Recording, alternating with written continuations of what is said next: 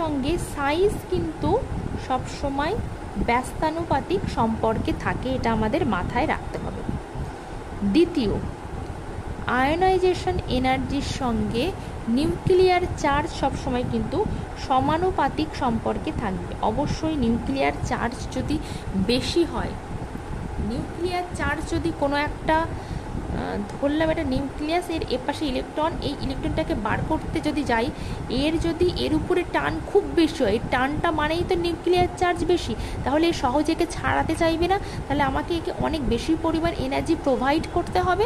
তাহলে অবশ্যই কিন্তু আয়নাইজেশন যেটা প্রোভাইড করছে সেটাই তো আয়নাইজেশন এনার্জি, তাহলে সেক্ষেত্রে কিন্তু নিউক্লিয়ার চার্জ যদি বেশি হয় তাহলে আয়নাইজেশন এনার্জির পরিমাণটাও কিন্তু বাড়বে।